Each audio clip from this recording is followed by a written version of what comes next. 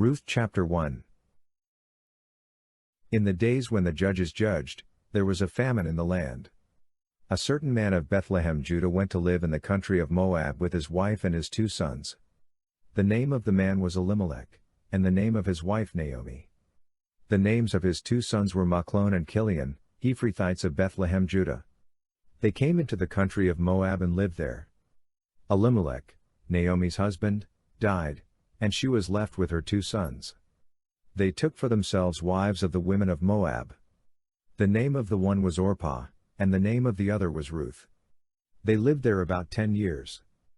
Machlon and Kilion both died, and the woman was bereaved of her 2 children and of her husband. Then she arose with her daughters-in-law, that she might return from the country of Moab, for she had heard in the country of Moab how Yahweh had visited his people in giving them bread. She went out of the place where she was, and her 2 daughters-in-law with her. They went on the way to return to the land of Judah. Naomi said to her 2 daughters-in-law, "Go, return each of you to her mother's house. May Yahweh deal kindly with you, as you have dealt with the dead and with me. May Yahweh grant you that you may find rest, each of you in the house of her husband." Then she kissed them, and they lifted up their voices, and wept. They said to her, "No, but we will return with you to your people." Naomi said, "Go back, my daughters. Why do you want to go with me? Do I still have sons in my womb, that they may be your husbands? Go back, my daughters, go your way, for I am too old to have a husband. If I should say, I have hope, if I should even have a husband tonight, and should also bear sons, would you then wait until they were grown? Would you then refrain from having husbands? No, my daughters, for it grieves me seriously for your sakes, for Yahweh's hand has gone out against me."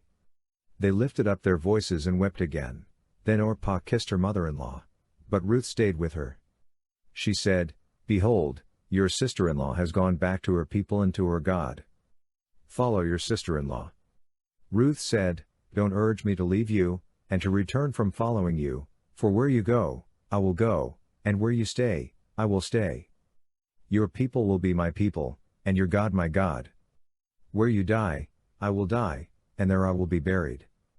May Yahweh do so to me, and more also, if anything but death parts you and me." When Naomi saw that she was determined to go with her, she stopped urging her. So they both went until they came to Bethlehem. When they had come to Bethlehem, all the city was excited about them, and they asked, "Is this Naomi?" She said to them, "Don't call me Naomi. Call me Mara, for the Almighty has dealt very bitterly with me. I went out full, and Yahweh has brought me home again empty. Why do you call me Naomi, since Yahweh has testified against me, and the Almighty has afflicted me?"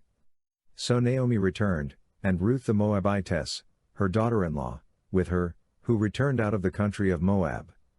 They came to Bethlehem in the beginning of barley harvest.